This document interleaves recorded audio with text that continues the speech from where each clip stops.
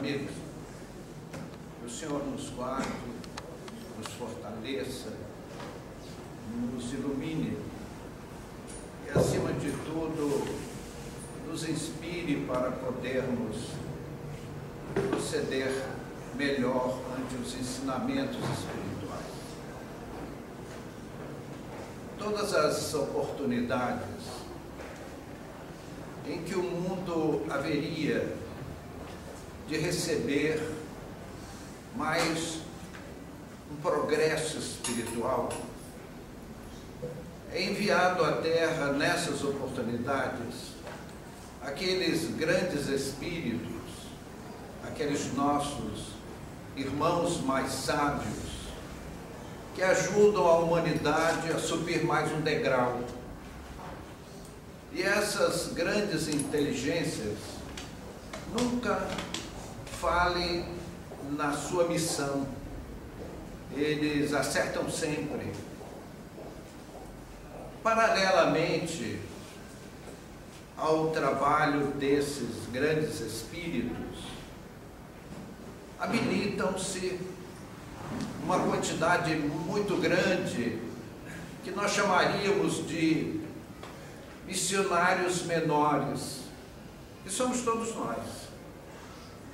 Aqueles espíritos que, olhando o seu passado de compromissos lamentáveis, como somos todos nós nos habilitamos, embarcamos, pedimos mesmo de joelhos no mundo espiritual, para que venhamos a ter a nossa aceitação como pequenos missionários nessas grandiosas obras que surgem na Terra, em todos os terrenos do progresso humano, seja a religião, seja a filosofia, a ciência, a indústria, as artes, especialmente a música.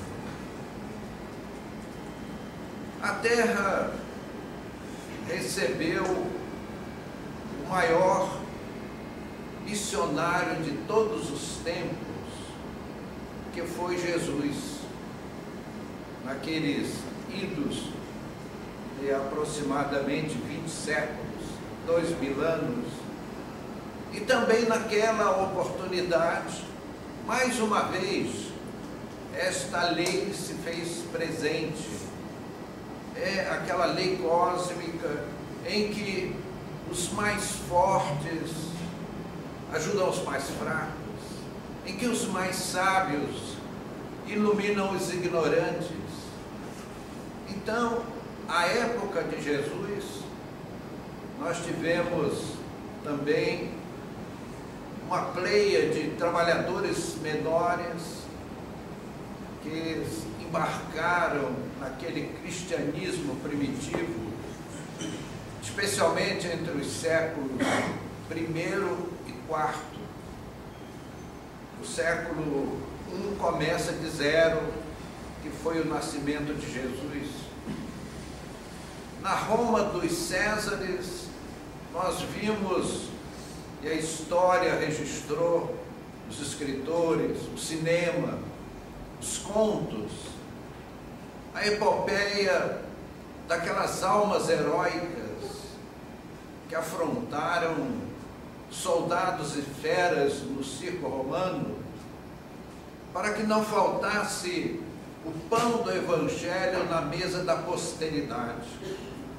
Então foram criaturas que nós ficamos assim, embevecidos ao lembrá-los. Nunca esqueço uma palestra que fizemos, em que na nossa tela mental, o Espírito comunicante ia nos passando a informação e nós, como locutores, bem pagos, diga-se de passagem, entre aspas, íamos repetindo todo aquele cenário que se desdobrava a nossa visão espiritual. E, meus amigos, era realmente muito, muito emocionante ver aqueles grupos simplistas, simplórios, adentrarem o circo romano para serem untados de benzina, um material comburente que usavam na época, e serem atados em postes e depois incendiados, numa tentativa das trevas de retardar o progresso do cristianismo no mundo. Eram cenas bastante empolgantes para os nossos sentimentos, ao ver aqueles grupos de mãos dadas entrarem no circo romano cantando louvores ao Cristo. Que almas, meus amigos! Quanto tempo se passará até que nós tenhamos os valores desses espíritos heróicos que ilustraram, que dignificaram a humanidade terrestre? Mas nós gostaríamos hoje de lembrar um desses missionários menores que nasceu entre os fariseus, foi uma figura expoente do sinédrio daquela época, mas que era uma alma nobilíssima, era um homem sábio, era um homem cuja bondade de seu coração o transformou num ídolo popular. Ele ocupou quase todas as cadeiras de autoridade no sinédrio daquela época. Chamava-se ele Gamaliel, que entrou para a história porque a sua missão principal era segurar as autoridades do israelismo da época, para que não acontecesse uma perseguição extemporânea, prematura, indevida, com prejuízo para o cristianismo nascente. E ele foi o autor de um discurso hoje nas páginas da história. Varões israelitas, vede bem o que ides fazer com esses homens, largai-os de mão. Porque se a obra deles é de homens, ela fenecerá por si mesma. Mas se esta obra é de Deus, nada impedirá. E que nem venhamos a todos nós nos colocarmos em luta contra Deus, tentando destruir a obra do próprio Deus. Então as autoridades do sinédrio aceitaram a argumentação de Gamaliel, e em lugar de mandar matar os apóstolos que estavam presos, eles foram libertados. Foram libertados porque naquele momento estratégico, em que o cristianismo surgia no mundo frágil ainda, haveria um prejuízo colossal para a posteridade. Então, Deus a tudo prevê e provê, colocando um Gamaliel naquele momento histórico do cristianismo que nascia. Assim também, meus amigos, guardadas as proporções, nós lembramos daquele capítulo 14 de João, onde o apóstolo retrata a promessa de Jesus de enviar à terra um novo Consolador, o Paracleto, que lembrará tudo o que vos tenho dito e vos ensinará todas as coisas. Então, nos anais da espiritualidade elevada, onde são efetivamente decididos os destinos dos povos, foi enviado à Terra uma alma estelar, que na Terra tomou o nome de Allan Kardec. esses espíritos, como dissemos anteriormente, eles jamais erram na missão. Então Allan Kardec veio com um compromisso imenso, uma responsabilidade enorme. Tinha chegado na história, no tempo, aquele momento em que a nossa humanidade daria um passo de espiritualidade.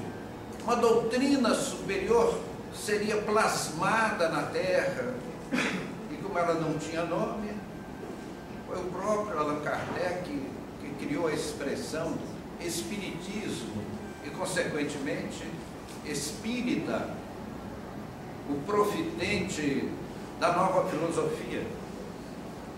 E, meus amigos, garanto a todos os companheiros de ideal aqui presentes, que naquele período muitos espíritos pediram encarecidamente de joelhos para que as autoridades espirituais, os nossos maiores espirituais, permitissem que nós fôssemos considerados como esses missionários menores, para trabalharmos por este colossal passo na evolução espiritual do planeta. Meus amigos, não tenho medo de dizer aos companheiros que me ouvem, a Terra será espírita. Com os homens, sem os homens, ou apesar dos homens, o Espiritismo, em 150 anos, deu a volta ao planeta. Em termos de história, 150 anos não é nada. Então nós vemos os médiuns que escrevem, os médiuns que falam, os médiuns que pintam, os médiuns que compõem, os médiuns que curam. Eu conheci um médium curador no interior do Nordeste, que ele ficou chamado o homem do dedo. Uma pessoa chegava, ai meu irmão, eu estou com uma dor aqui. Onde? Ele pegava o dedo e fazia onde? Aqui, aqui, aqui. E a pessoa, era aí. Eu disse, e agora? Cadê a dor? Nós vimos José Arigó enfiar uma faca no olho da pessoa e operar catarata. No nosso grupo de experimentações psicobiofísicas, nós vimos os espíritos materializados abrir o tórax de um homem e fazer uma cirurgia cardíaca ao vivo. A anestesia, ele movia as mãos no ar e produzia uma mecha de um algodão fluídico que punha no rosto do paciente. Era a anestesia do espírito. Então, meus amigos, ninguém precisa ser sábio, esperto, inteligente, para observar que há todo um trabalho do mundo espiritual para que as verdades espíritas cheguem a todo mundo. Vemos nosso companheiro Divaldo Franco, meus amigos, 50 anos de trabalho na Europa, fazendo palestras espíritas nos países europeus e também do lado de cá do Atlântico, nos Estados Unidos, no México, no Canadá, dos países da América Central, por que não dizer os países sul-americanos. Nós vimos um moço pobre como Francisco Cândido Xavier, com o 4º ano da escola primária, escrever quase 500 livros, todos eles best-seller. Eu assisti uma senhora idosa, um médium psicopictográfico, pintar Renoir com os pés, enquanto pintava com a mão Rembrandt, que é um pintor difícil de ser imitado. Então, Estava aquela velhinha com o pé descalço, manipulando entre aspas, porque manipular é com a mão. Não sei se pode dizer pedicular, né? Minha poder, né? Com o pé pintando, pintores célebres. Falamos aqui de Mirabel, a obra de Mirabel, meus amigos, tudo isso nos encanta. Espíritas, meus irmãos, coloquemos a fé profundamente em nossos corações e enchamos o nosso espírito de coragem para não falirmos na missão que nós pedimos. Nós olhamos o nosso passado terrível, erros gravíssimos, e o Senhor nos oferece uma oportunidade, como Ele mesmo nos advertiu: fostes fiel no pouco, vos confiarei muito. Mas naqueles tempos da Roma dos Césares, eram os soldados e os leões. Hoje, os soldados e os leões chamam-se petulância, preguiça, falta de idealismo, indolência, falta de estudo, falta de idealismo superior, que às vezes nos leva a largar o arado, em nosso prejuízo. Aqui na casa conhecemos dois espíritos lacrimosos, que hoje desejam nos dar o seu testemunho. Eles pediram, suplicantes, a oportunidade, ele de ser um expositor espírita e ela um médium incorporador. Mas como todos bons marido e mulher, que dividem o leito e os tapas, foram recolhidos nas zonas inferiores, e estou, neste momento, autorizado por eles para repetir isso. Eles viviam como um marido e mulher, digladiando-se. Aquilo não era uma casa, era uma arena. E em função desses desequilíbrios domésticos lamentáveis, ambos abandonaram a missão, um culpando o outro. Meus amigos, se o cônjuge não compreende a nossa missão espiritual, que fique com a sua incompreensão, respeitosamente, mas não deixemos de fazer o nosso trabalho. Seria muita benesse espiritual querermos ter a aceitação plena dos entes queridos, dos familiares, dos filhos, mas se isso não for possível, meus amigos, caminhemos com a nossa lanterninha humilde, mas não deixemos de dar a nossa gota de orvalho de luz, aproveitando a oportunidade ímpar, libertadora, para resgatarmos o nosso ontem culposo, edificando um amanhã mais feliz. Nós olhamos aqueles detratores da doutrina espírita.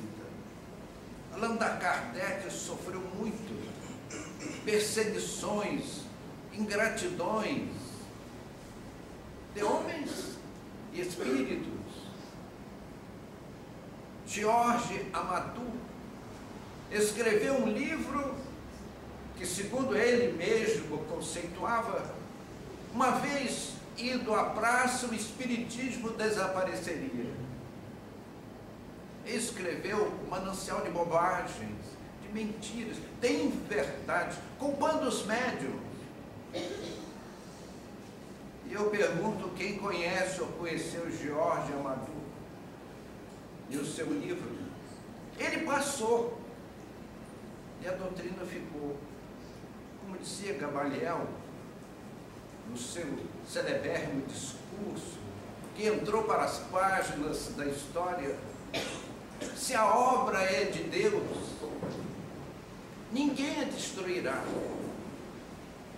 A obra da evangelização das massas populares é irreversível, porque é uma determinação divina.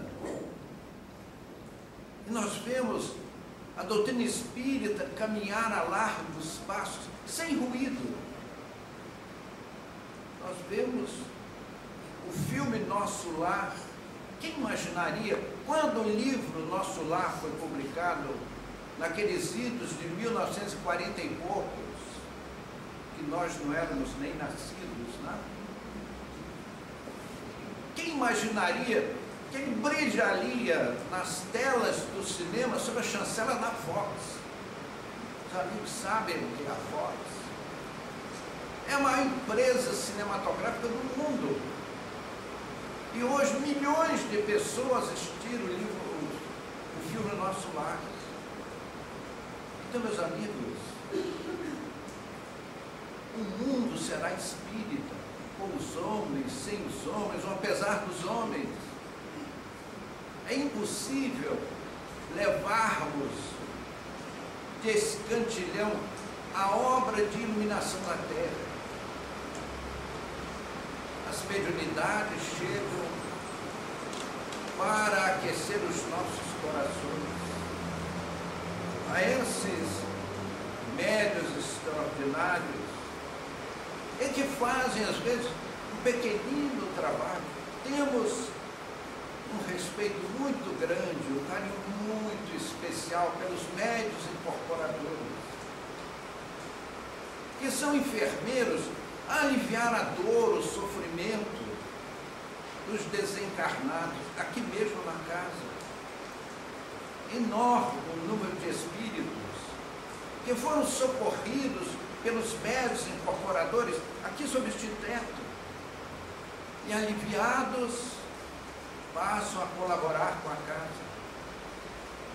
Quando alguém chega aqui em busca de um auxílio espiritual, esses irmãos nossos fazem questão de tomar a frente, ir lá fazer uma visita, aconselhar os espíritos que ali habitam, para que se reformem. Então, meus queridos amigos, não há como evitar a mediunidade, médiuns e mediunidades.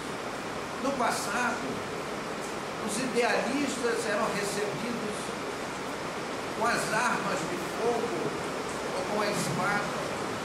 Mas hoje é impossível matar os espíritos.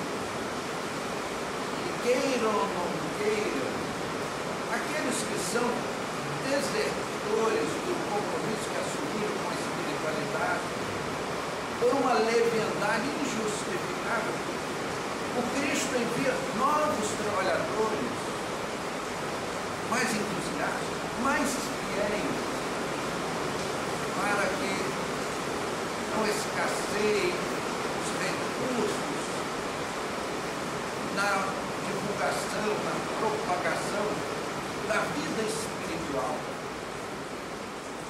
que nos aguarda, que nos cerca e nos aguarda a todos. Por isso, meus queridos amigos, sejamos grandiosos ante a tarefa espírita. Ela nos convida a todos e nos aponta o nosso passado de equívocos graves que podemos resgatar, como diz o conceito histórico: misericórdia quero, não holocausto. E foi o próprio Allan Kardec que ofereceu uma pista, uma ideia aos detratores da doutrina. Quereis combater o espiritismo com eficácia? É simples. É só dar mais do que o que ele dá. Nos mostre, à luz da sabedoria e da bondade de Deus, tudo aquilo que o Espiritismo nos explica através da lei de causa e efeito, através da lei da reencarnação.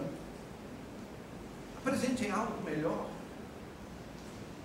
Nós vemos surgir do ventre materno uma criança estropiada, a mudez, a surdez, a cegueira, as cardiopatias graves, as dicotomias, a síndrome de Down e outras e muitas síndromes que nos causam espanto. Aqui na casa conhecemos um clínico desencarnado que foi um homem bastante revoltado com o conhecimento dos espíritos, mas quem são essas pessoas simplórias, quais títulos, para nos explicar tudo isso? Chegando à pátria espiritual, ele teve um choque enorme, porque precisou fazer uma tarefa e reportar-se a uma pessoa simplória do hospital onde ele servia, que embora fosse diante dos homens uma alma simples, era uma alma de grandes valores espirituais. E ele chega a pedir perdão à coletividade. Não posso falar-lhes, mas posso transmitir-lhes os meus pensamentos para me penitenciar, para pedir perdão à coletividade espírita pelas minhas palavras amargas do ontem. Então, meus amigos, nós perguntamos: mas é a natureza que faz uma criança nascer excepcional, doente, e às vezes com uma vida curta. É a natureza. Mas onde fica Deus? Onde fica a misericórdia divina?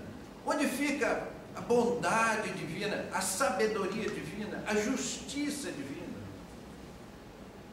Conhecemos pessoalmente famílias.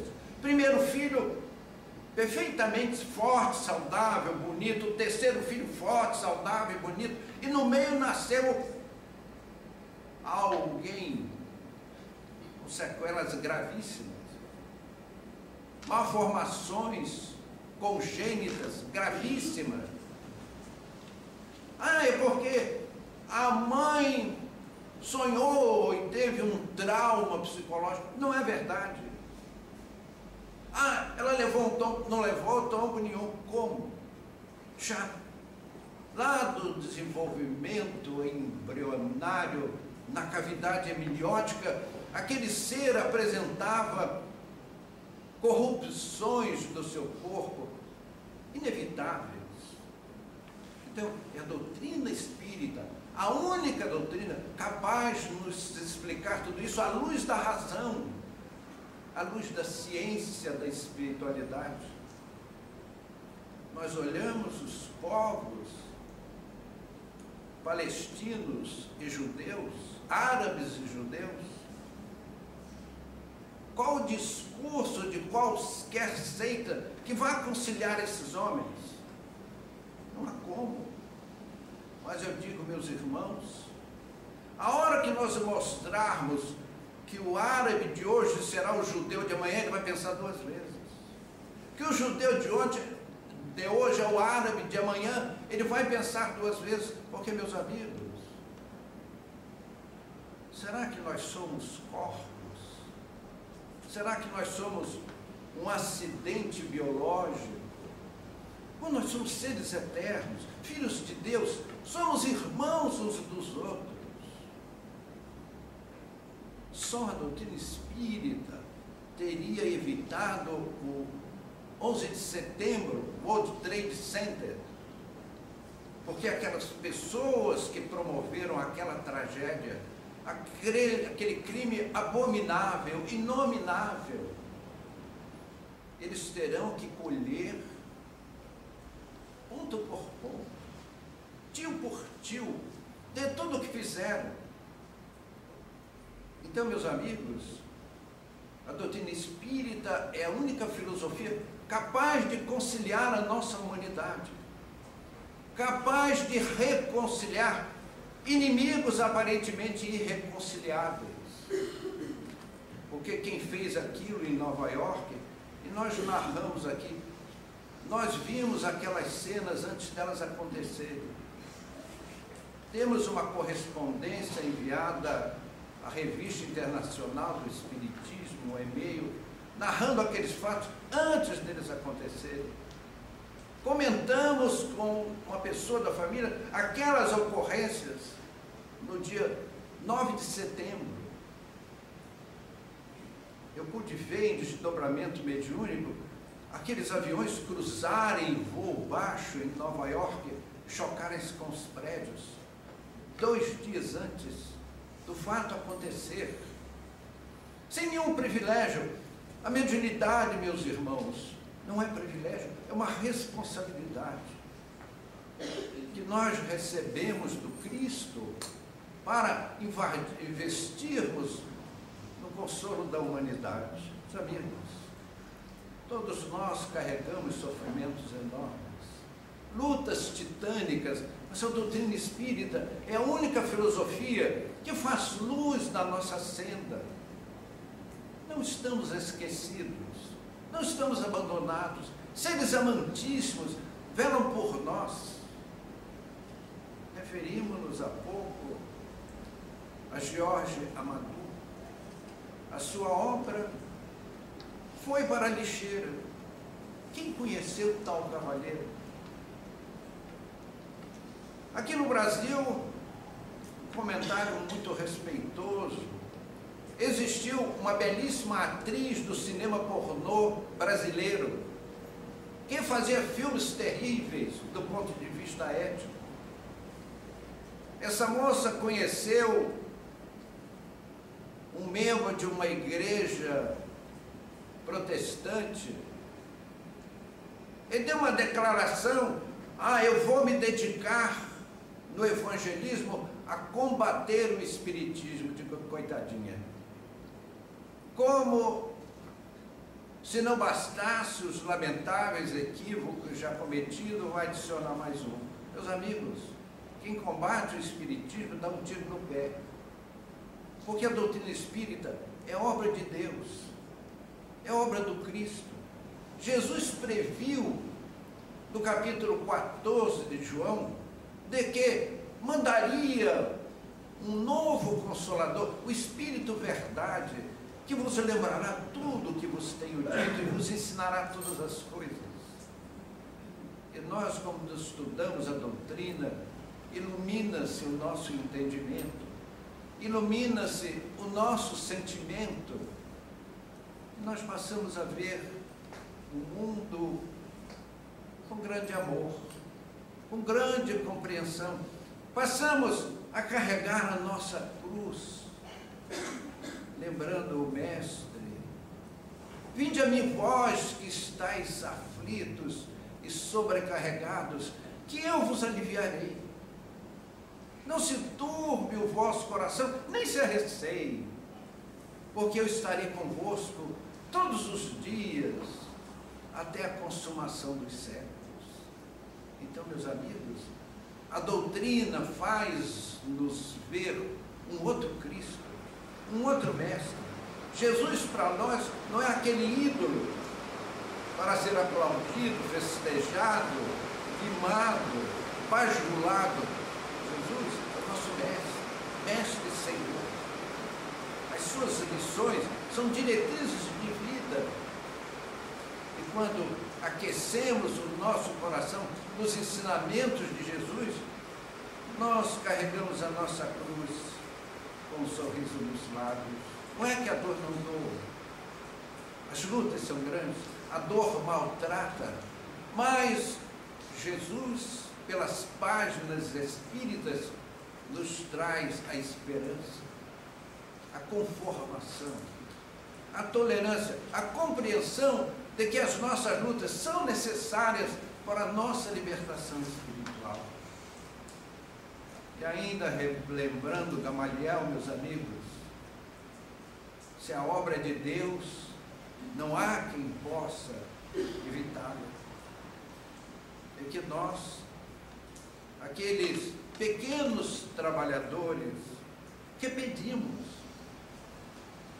cada companheiro aqui presente pediu aos seus tutores espirituais a oportunidade de fazer alguma coisa pela evangelização dos povos, pela libertação espiritual da humanidade.